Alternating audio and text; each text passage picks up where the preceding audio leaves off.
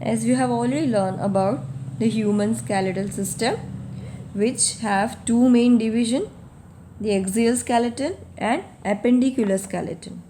So up to the last lecture you have studied about axial skeleton in detail. So today we will see appendicular skeleton. So here in this figure you can see whatever given in the green portion which constitute the appendicular skeletal system in our body. So here appendicular skeletal system have two main parts, the bone of limbs and girdles. So which are the bones of limbs? We have two limbs which is called as forelimbs and hind limbs. Okay, forelimbs means what? Hand, and hind limbs mean what? Legs. So now we will see the limbs, structure of limbs with the skeleton in detail. See here, each limb have 30 bones. It means one hand have 30 bones, which include this many bones with the counting, and one leg also have this counting and total 30 bones. So what you can say that each bone have 30 bones. Now we will see forelimbs and hind limbs in detail. First we'll go for the forelimb structure. See here in this figure you can clearly see that the forelimbs have upper part which is called as upper arm. This is called as upper arm part. So upper arm have the single long bone which is called as humerus. This head, shaft and trachea is not in your syllabus. So just you have to remember upper arm which contain the bone which is called as humerus. After that the lower arm portion, they have two long bones. Which are they? Radius and ulna. Now what is the location of radius? This radius is situated on the side of thumb. You can't say that is in inner side or it is at the outer side. So location of radius is on the side of a thumb, and opposite to radius which is present is ulna. So two bones are present in this area. After that carpals, metacarpals and phalanges are present. What are this? Now in this figure this is called as carpals.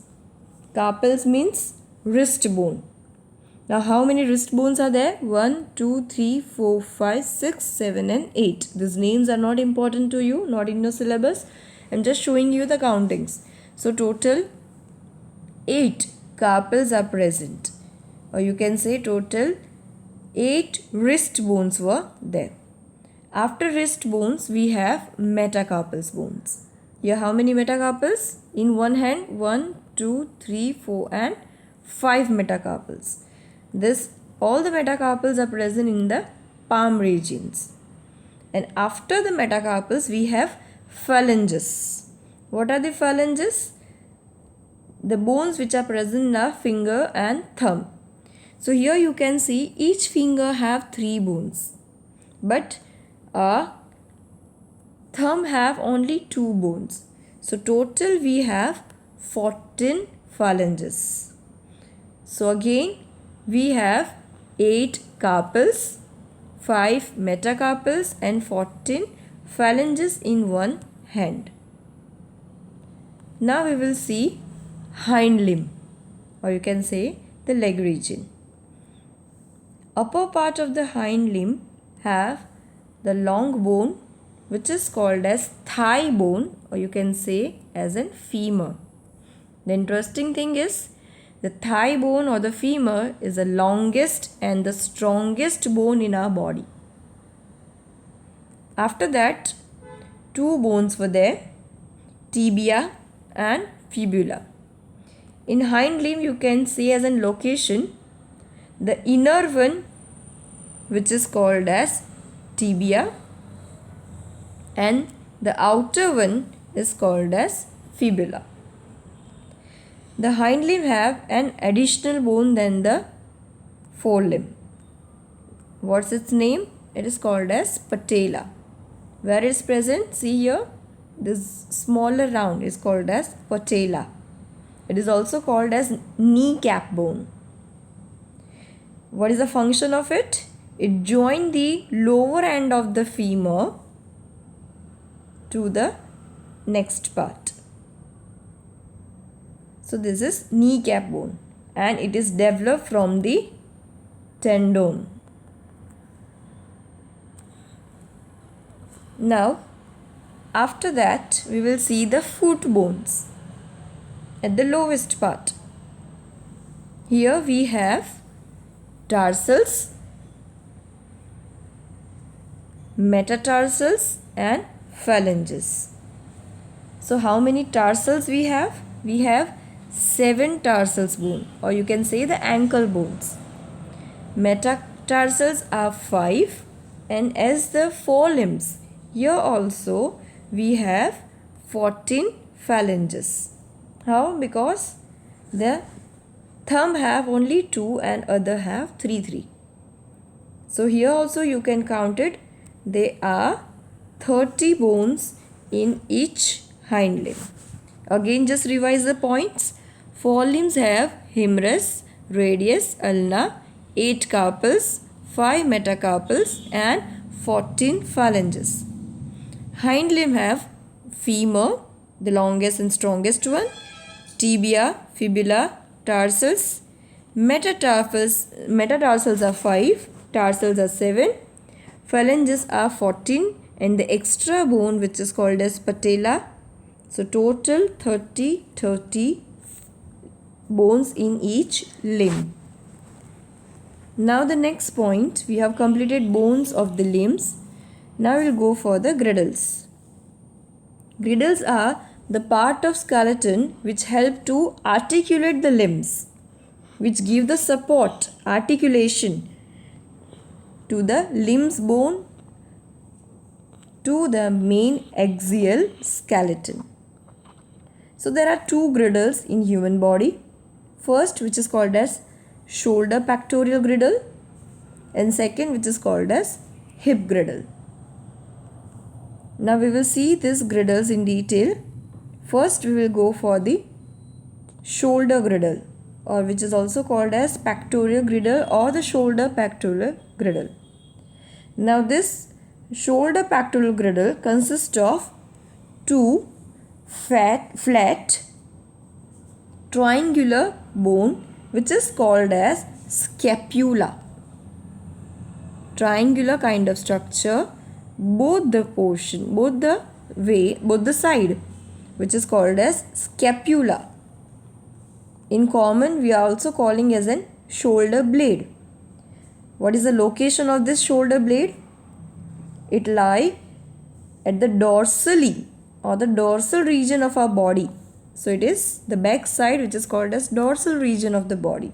So it is lie dorsally on the upper rib on either side of the vertebral column. This is vertebral column, so either side of the vertebral column at the upper rib region. That is the location of scapula. The outer apex of this scapula have a cup-shaped cavity which is called as glenoid cavity, into which it fits the rounded upper head region of the humerus. What is humerus? The first bone of upper part of a forelimb. So see here, a cup-shaped structure which is called as glenoid cavity. In this cavity, what will be fitted? The round portion which is given here in the blue in color. The round portion, or you can say that head of the humerus will be fit here. So cavity which is present in the shoulder girdle or the pectoral girdle which is called as glenoid cavity. Now the shoulder blade have a small raised part to which the long and curved collarbone is attached. This is called as collarbone, or it is also called as clavicle. The another end of the collarbone, it will be joined to the uppermost part of the sternum. This is sternum bone. So uppermost part of the sternum is joined with the clavicle. So the clavicle one hand is joined to the sternum region and another part will be joined to the raised portion of a shoulder blade or the scapula. So this is clavicle or the collarbone. Now we'll go for the next girdle, which is called as hip pelvic girdle. From the name only you can imagine where they were present at the hip region. So it is a large tough shape part which is formed by two hip bones and they were joined medially to the sacrum region. Here you will see which region is present, sacrum region. And each hip bone is made up of three different bones. Which are they? Ilium, then isthmus and pubis. Ilium, here you can see the pink color, isthmus that is green in color, and this pubis. So each side these three bones were fused together and forms the pelvic girdle. Here also the cavity is present which is help for the articulation. So on the each side of it, it bears a large cup shaped articular cavity which is called as acetibulum cavity. This one. So what will be articulated in this cavity? Into which the large round head, or you can say the formal head of thigh bone, which is articulate here. This hip girdle not only gives support to the skeleton of the hind leg but also protect and support the abdominal organs. Now see some interesting fact. The male skeleton is generally larger and heavier. In the female, the pelvis or the hip bone is wider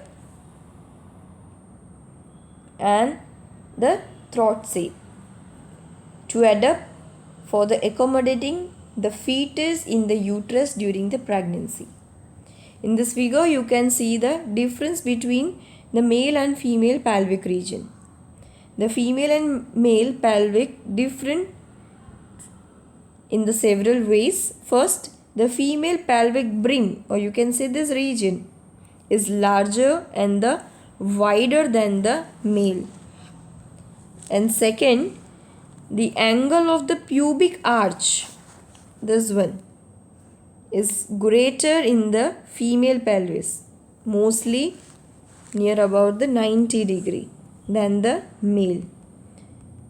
This helps for the fetus during the pregnancy and the delivery.